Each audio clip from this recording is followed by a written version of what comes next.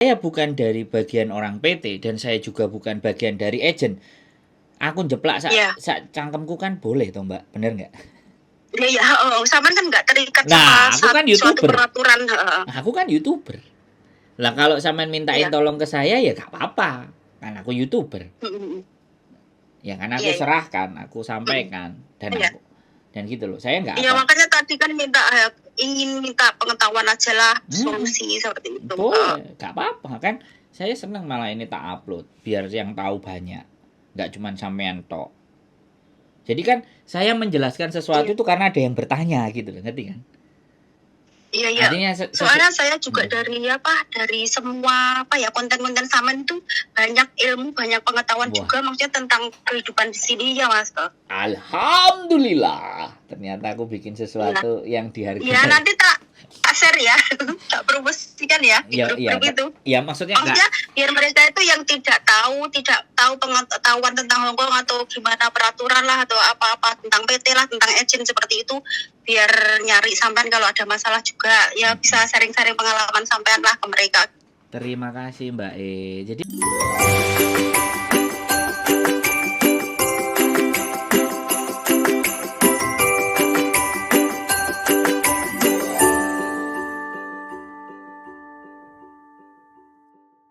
Selamat malam.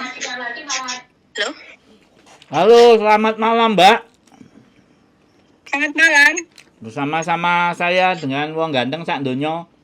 Kira-kira bagaimana saya membantunya? Itu kan saya lihat di YouTube sampean itu. Tentang pertikawin sama pertikaelan. Saya ganteng nggak Mbak di YouTube? Ganteng. Tapi sih ganteng bojoku Mas. Kecap mesti nomor 1, anak sing nomor 2. Gimana? Gini loh Mas, kan tadi saya lihat YouTube sampean niku kan sampean katanya wong Kediri sih ya.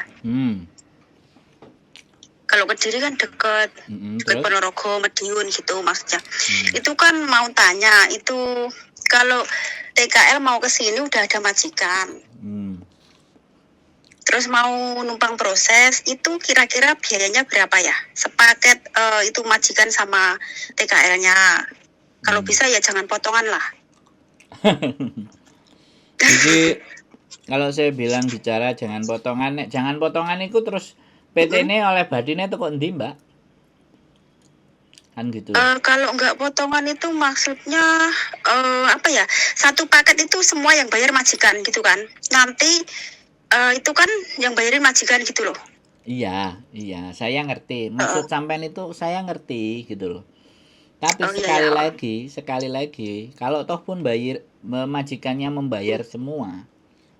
Majikan barang itu nek dikongkon bayar larang apa ya gelem, kan kayak gitu. Sebenarnya disitulah Mbak yang saya itu terkadang anak-anak selalu bilang minta gratis dan kalau bisa nggak bayar, kalau bisa yang bayar majikannya. Ya, secara teori, sekali lagi secara teori itu semuanya pingin begitu. Tapi pada fakta dan kenyataannya sampean berangkat di bandara, tidak ada surat dari PT.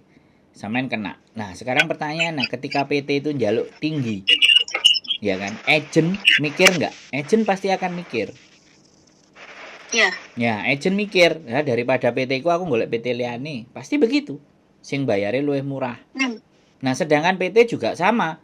Setiap arek budal aku narjetno sakmene. Makanya kenapa potongan beda-beda. Kalau kita bilangnya semuanya ditanggung majikan, semua ditanggung majikan. Sekarang kalau sampean biaya prosesnya aja majikan. Agent-agent yang gede itu, agent-agent yang yang istimewa itu 16.000. Ya kan? Padahal biaya proses itu ndak lebih dari 3.000. Kudune batine agent itu 13 ribuan. Kalau enggak 10 ribuan. Itu batinnya agent. Lah untuk proses dari Indonesia otomatis kan harus dapat surat dari Indonesia.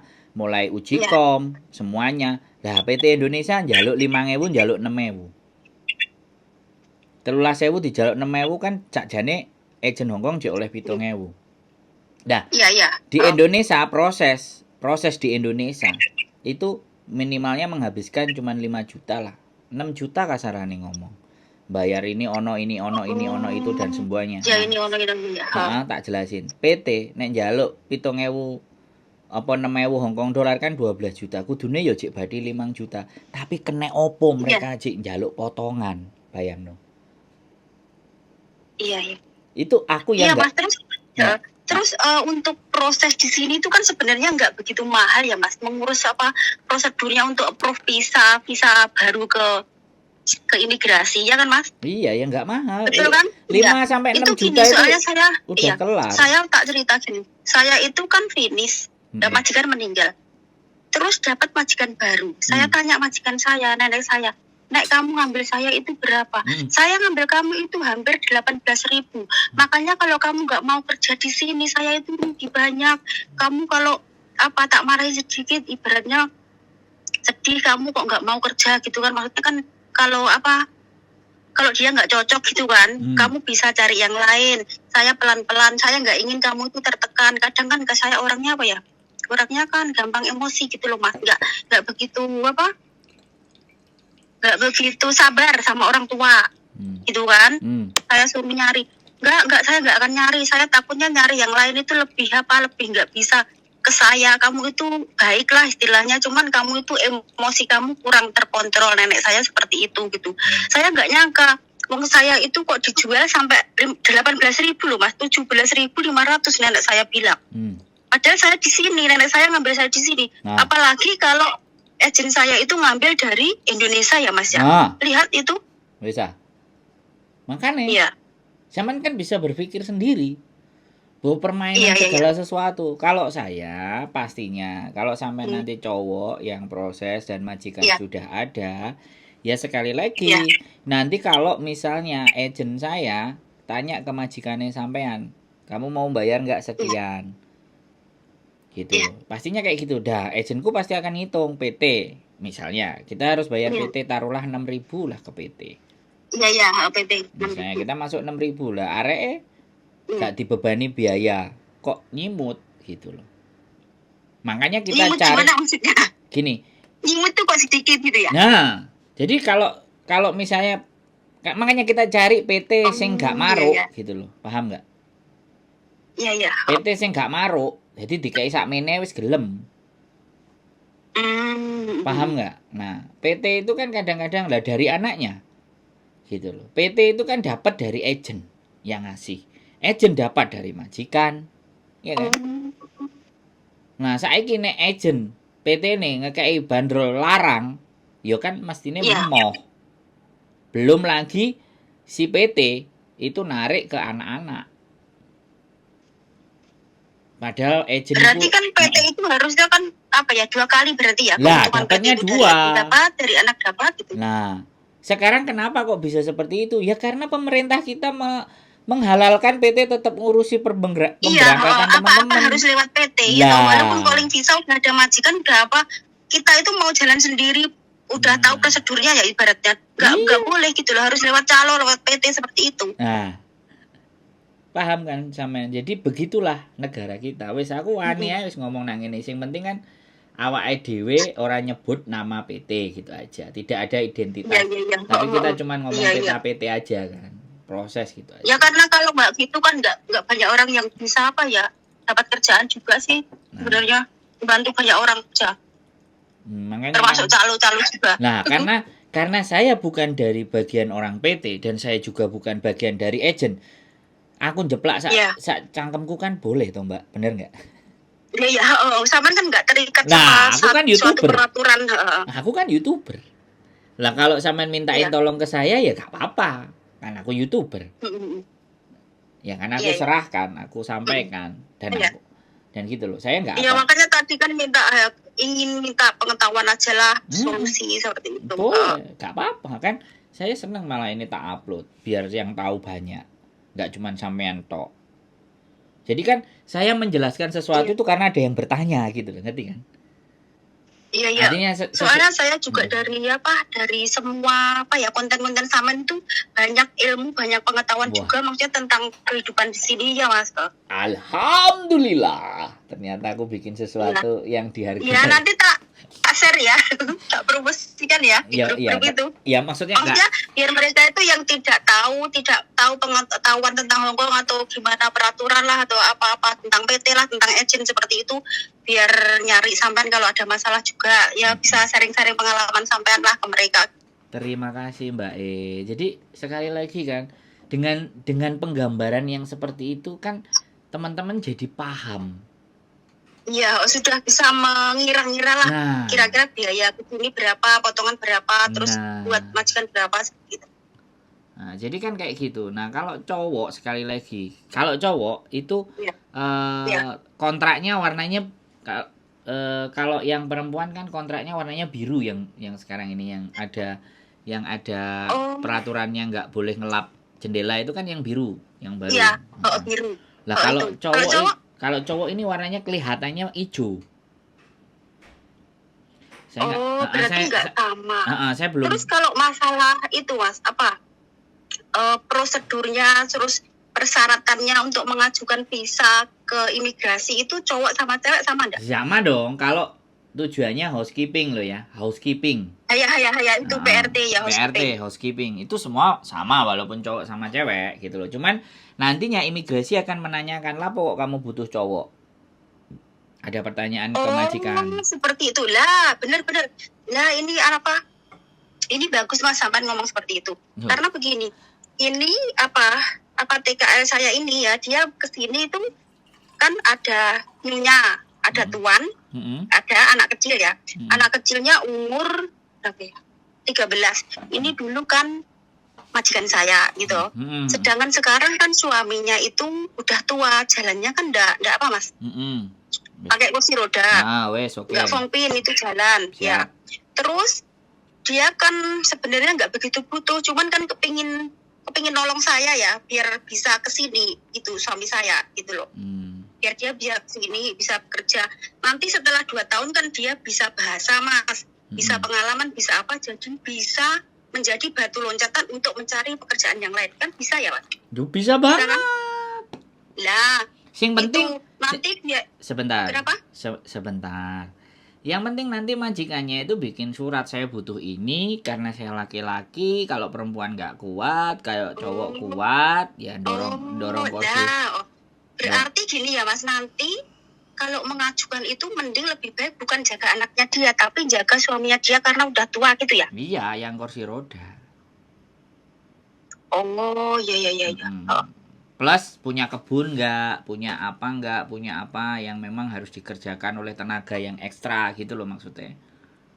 Aduh, itu enggak Mas, enggak punya. Ya sudah, oke. Kalau ya sudah berarti cukup laki-laki aja kursi roda, karena kalau perempuan nggak kuat. Gitu aja. Iya, laki-lakinya itu tinggi besar orangnya. Nah, apalagi tinggi berat badannya. Nah, jadinya harapannya dia disuruh untuk apa? Kan sering ke rumah sakit ya, kontrol ya. Terus suka ke taman kemana-mana itu kan yang perempuan itu nggak kuat, maksudnya nggak ada waktu, dia kan sibuk gitu kerja. Betul lah, itulah cari job cowok yang bener ini kayak sampean gini. Ini job cowok yang bener, artinya dari orang ketiga. Orang ketiganya siapa? Sampean. Dari orang ketiga maksudnya? Ya sampean kan orang ketiga.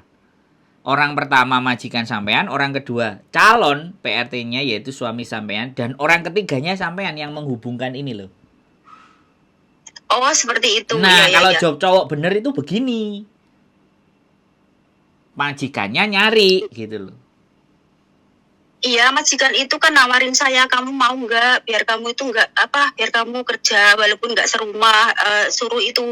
Karena suamiku sekarang kan udah nggak bisa jalannya nggak fungsi, biar dia bisa kalau yamja ada yang nemenin, kalau dia itu mau renang ada yang nganterin seperti itu. Itu berarti majikan yang the best. Sampean harus terus jaga hubungan. Ya itu majikan saya dulu tuh udah lama dulu Mas.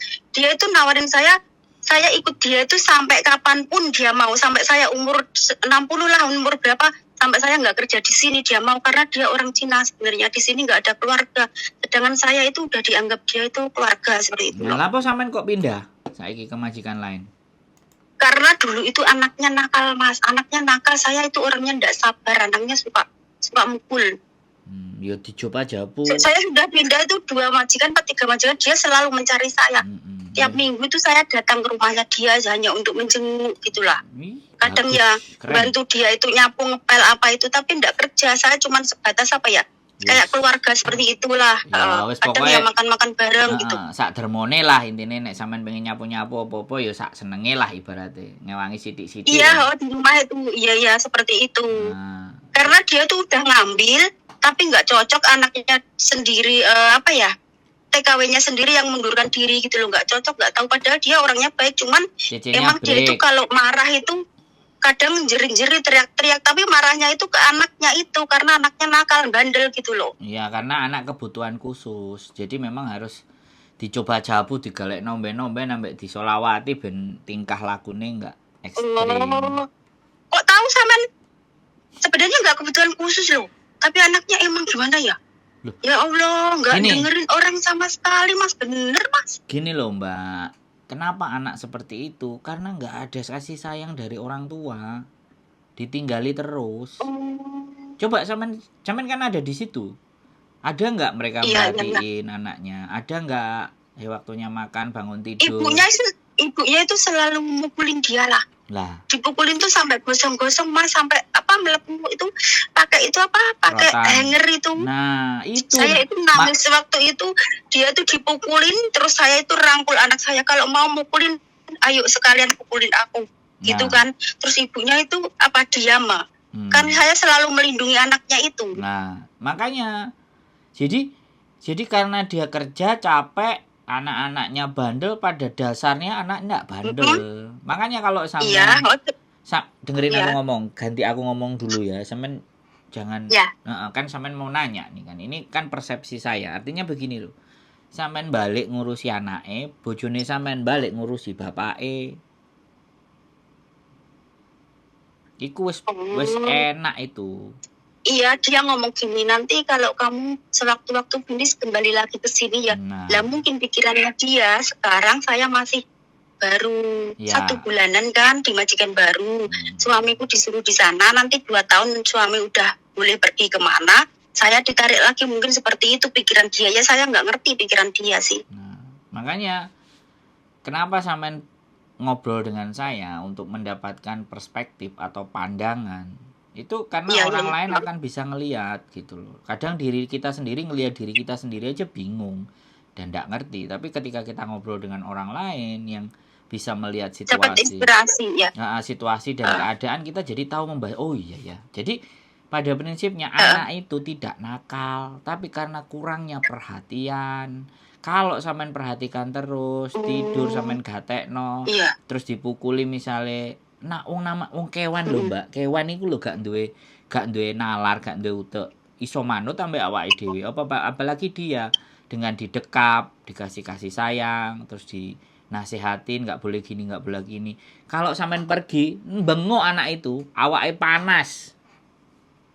Kalau sampean lihat teman-teman yang dia itu sering nelponin saya loh. Saya udah pindah itu selalu nelponin saya. Terus dibilangin sama ibunya, dia udah pulang ke Indonesia, dia jaga keluarganya seperti itu, padahal saya masih di sini. Sampean ngerti nggak sepupune bojoku, saudara sepupu misanan itu pernah juga ke majikan, ibu sabar, bapak marah sampai arek kecil itu kayak dicekik, kadang disuruh di luar dingin-dingin berdiri. Dengerin saya ngomong dulu, ini bagian pengalaman. Jadi ketika kayak gitu kan kitanya nggak tahan dilihat anak gitu kayak gitu kan. Sedangkan orang Hongkong kayak gitu dalam mendidiknya benar. Dia nggak paham, dia nggak ngerti, aku nggak ngerti. Itu cara mereka, itu kesempatan kita jadi masuk. Ketika anak itu sudah sama kita, sudah wis. Sampai gede pun dia akan cari. Dan anak kecil tadi itu jek goleki sepupuku sekarang dibawa ke UK, ke England. Karena pada saat dia itu dimarahin dan dia itu sampean dekap, sampean rangkul, itu ikatan batin ngiket, Mbak. Jadi dia merasa dilindungi. Itu yang nggak akan lupa. Dan anak kecil itu tidak boleh dikasari. Pantesan, betul ya.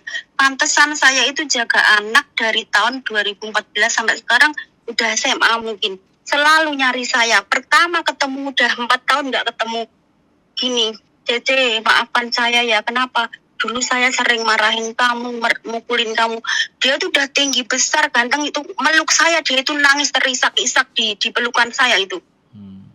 Ya karena dia ingat, apa ya Mas, selama saya merawat dia seperti apa, orang tuanya orang tuanya enggak perhatian. Karena maaf ya Mas, anak yang saya jaga itu dia enggak punya telinga Mas. Dia pakai alat, terus udah dioperasi itu 3 kali kan ya kepalanya itu. Terus dia pakai alat itu kan dengernya itu enggak begitu kedengeran ya. Kalau ngomong itu kan enggak jelas seperti itu ya, kayak anak kekurangan gitulah.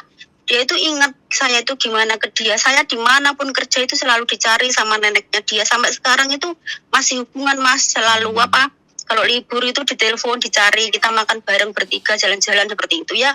Mungkin ya tadi sampean bilang apa ya Mas, ikatan batin, dia itu tahu ngerti kalau kita itu ke dia seperti apa gitu. Ya itulah perbedaan CC Indonesia sama Filipina itu di situ. Makanya sekarang iya, kita kerja pakai hati seperti itu mungkin ya. Oke, sekarang kita balik ke tema. Kalau suaminya sampean oke dan sampean percaya proses dengan kami, ya nggak apa-apa. Kita coba dulu, ya kan? Kita tanya dulu. Nanti agenku bilang sampai berapa. Selama ini kalau kita cuma ngomong, sebenarnya kita itu sebenarnya bayar PT Indonesia cuma 6.000 Hongkong dolar sebenarnya. Di PT maksudnya? Ya, makanya nanti kalau 6.000 misalnya, potongan 6.000 itu kan potongan mana yang ada 6.000? Nggak ada kan? Potongan mesti 6 bulan 2.500-an. Nah, iya, 6 bulan ya, 3 saya bulan. Ngerti, tapi nanti ketika sampean bisa bahasa Kantonis, sampean bisa ngomong sama agentku, sekalian biar dia ngomong juga sama majikannya itu. Jadi biar rundingan. Nah, mungkin kan ngomong sama sampean kalau ngomong sama majikan sama, beda pastinya. Nanti akan disampaikan ke sampean. Iya. Gitu loh, dan berapa potongannya, karena pastinya harus bikin paspor juga. Si PT itu mau memproses kalau paspornya sudah ready. Paspor ready, data komplit.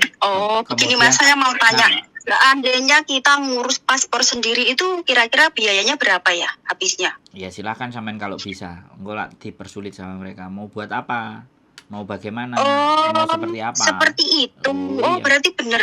Berarti kita buat paspor itu harus kayak yang kolektif itu ya, sama-sama di PT seperti itu ya, sekelompok orang gitu. Ya. Kalau perorangan itu sulit gitu. Makanya dicoba Mbak, biar sampean itu bisa membuktikan. Nek aku wis ngandel, aku itu sampai loro ati sama pejabat imigrasi. Gara-gara ngeterno anak, mau bikin paspor, alasannya jalan-jalan, karena ketemu majikan, majikannya nyuruh, suruh loihang, malah kamu model kayak gini aja jalan-jalan ke Hongkong.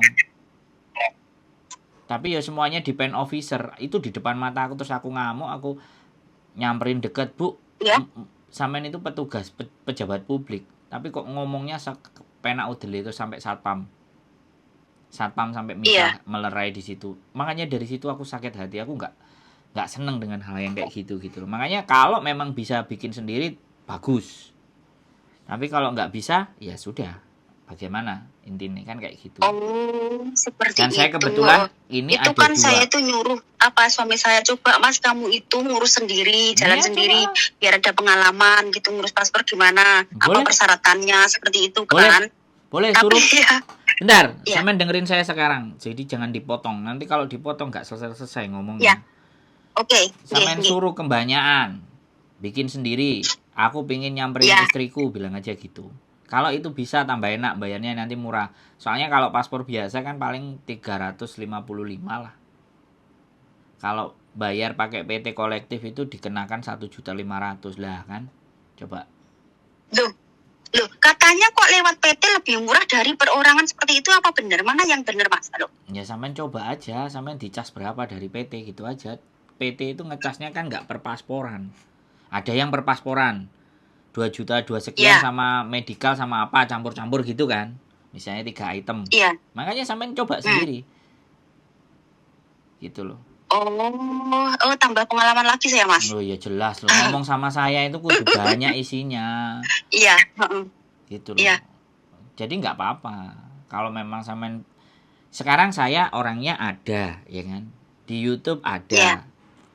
Saya ditemuin juga bisa.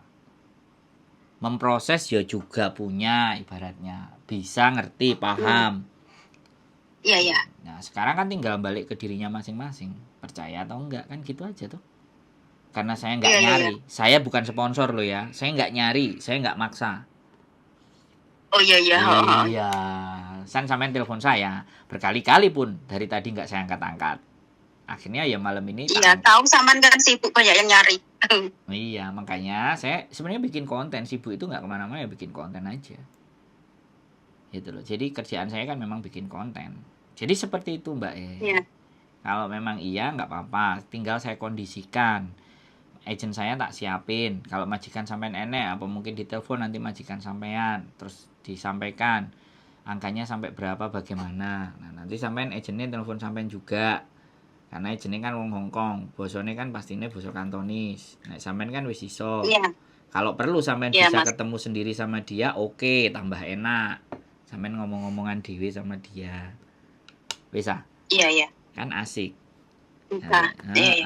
Jadi gitu ceritanya. Ya, jadi kalau bilang buat jaga bapaknya yang pakai kursi roda, jangan jaga anaknya. Nanti nggak masuk akal menurut mereka. Istrinya si Badai kan kerja sibuk. Nah, suaminya pengen jalan-jalan ke Loyan Yun, pengen berobat, kemudian ke taman, apa semuanya kan pakai kursi roda capek. Ya ini suami saya yang handle. Iya. Ini. Tapi yang jadi masalah istrinya itu kerjanya di rumah loh Mas, cuman di komputer sama di HP seperti itu, nggak kerja kantoran gitu, gimana bisa nggak? Karena mereka itu orang bisnis, saya nggak tahu bisnisnya apa ya gitu. Sudah, nggak usah diperdulikan. Ya sudah, biarkan dia bisnis. Yang penting kan dorong kursi roda untuk jalan kemana-mana itu kan sudah nalar dan logikanya orang imigrasi kan paham, Mbak. Iya.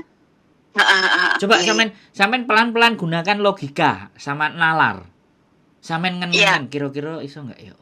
Oh iya masuk akal. Saya itu sebenarnya bikin konten. Saya bikin konten itu supaya orang itu punya gambaran. Oh iya. Jadi dalam biar yakin seperti itu. Jadi kalau jaga anaknya itu kan enggak mungkin, kenapa enggak cari perempuan gitu kan. Pasti seperti itu pertanyaan. Ngono loh, Mbak. Jadi kita itu yang logis-logis yang masuk akal aja yang kita bahas. Iya.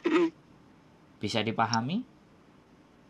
Iya Mas, bisa. Ya wes, kalau iya nanti coba deh saya tak ngomong, nomornya sampean tak simpen kan?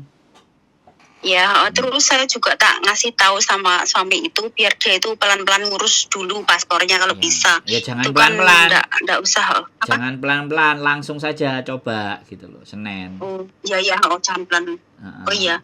Itu katanya kemarin udah tanya itu adanya hari Selasa, terus itu dibatasin setiap hari Selasa itu cuma 20 orang seperti itu. Jadinya kan harus ngantri seperti itu.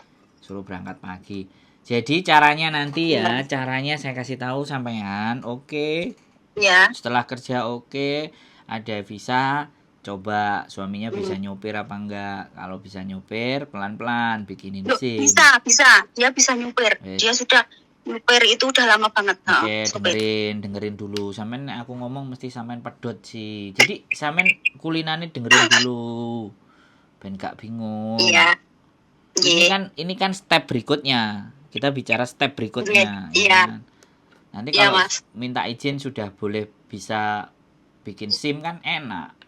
Jadi kalau sak wayah-wayah, misalnya dia sudah nggak mau pakai, dia mau naikin level, bayarannya nyetir. Jadi bayarannya sopir kan luwih. Ya seperti itu. Nanti kalau boleh sudah saya ngomong? Sebentar. Nanti kalau bayarannya sudah gede kan sampean bisa pulang, nunggu anake bojone sing kerja di sini. Tapi hati-hati ditotol karo garangan wati. Enggak lah, insya Allah kalau memang aku pulang ya harus pulang bareng seperti itulah. Oke, sip lah. Jadi kayak gitu loh Mbak. Weh, sampean mau tanya apa? Gini, kalau masalah SIM itu kayaknya susah banget lah. Saya kan di sini punya teman laki-laki ya dulu itu 3 orang. Mereka itu mengajukan itu SIM ya, itu ujian untuk mendapatkan SIM itu. Sampai dia itu 7 kali loh, 7 kali 8 kali dia itu gagal terus loh. Orang mana Indonesia? Iya, orang Indonesia. Dia itu Iya. bisa nyopir 7 kali gagal terus, padahal itu majikan dia loh yang biayain gitu. Dia di sini juga kursus nyetir ya, kursus nyopir itu. Ya wis ngesakno berarti apes dhek gak gelem belajar ngene lho. Oh, seperti itu. Karena kan nyetir mobil di Indo sama di sini beda. Mas lihat di sini kecepatannya kayak gitu. Gak ada yang beda kalau orang mau belajar. Yakin aja lah. Kalau aku gitu sih. Ya nggak tahu kalau sampean. Oh. Kalau aku selalu memandang sesuatu optimis. Iya sih, saya terkadang itu pesimis. Apa iya ya, apa bisa ya, apa mungkin ya, seperti itu loh. Nah, ya wis loh. Sampean jawab sendiri. Nah, aku wongnya optimis dan nggak ingin mematahkan semangat orang. Justru saya akan menyampaikan bahwa yang mana yang harus diperhatikan, titik mana. Ya. Nanti kalau dampaknya apa, ini dampaknya apa, itu dampaknya apa. Saya lebih ke berpikir seperti itu. Nggak berpikir. Oh iya Mas, dulu itu sempat saya itu udah mentok itu mau cari majikan itu, beli majikan gitu, terus hampir 50.000 kan, 40.000, 50.000, terus di sini cari kerjaan sendiri. Tapi saya berpikir lagi, nanti ya masa tiap hari itu senam jantung, kalau kelihatan polisi takut, kalau apa ini takut, ya lama-lama itu belum kerja udah mati duluan. Saya kan mikirnya seperti itu. Terus akhirnya ya alhamdulillah dapat jalan seperti ini, tapi ya nggak tahu nanti gimana prosesnya, itu kan belum dijalanin gitu loh Mas. Kok kendel sampean? Temanku banyak soalnya, temanku di sini yang seperti itu. Ya ada yang paper lah, ada yang overstay lah, ada yang beli majikan lah. Mantap. Ya pokoknya ya macam-macam seperti itu. Cuman kan aku mengambil pelajaran dari mereka itu seperti apa kalau overstay, seperti apa kalau paper, seperti apa kalau mereka beli majikan seperti itu. Ya. Ketoke sampean tuwek wis nang Hongkong. Alhamdulillah tuwek. Dari tahun 2000. Asli tuwek temenan makane. 2000 itu saya cek lulus kuliah loh Mbak, sama wis terutukan Hongkong. Oke, seperti itu ya ceritanya. Iya, Mas. Pasti bisa. Makasih banyak ya, udah segitu aja. Makasih infonya. Oke. Kabar-kabar. Ya, minta doanya juga ya, semoga prosesnya lancar. Ya, nanti kabar-kabar lagi. Ya, makasih ya Mas ya. Oke, yuk, bye-bye. Selamat malam. Assalamualaikum. Waalaikumsalam warahmatullahi wabarakatuh. Ini loh, pekerjaan cowok yang benar itu harusnya begini. Kalau mau jadi PRT loh ya. Tapi kalau tenaga profesional ya pasti beda, nggak seperti ini caranya. Ini yang khusus ke jalur PRT. Itu saja, saya mau minum kopi. Keep stay tune in my YouTube channel and see you, bye-bye.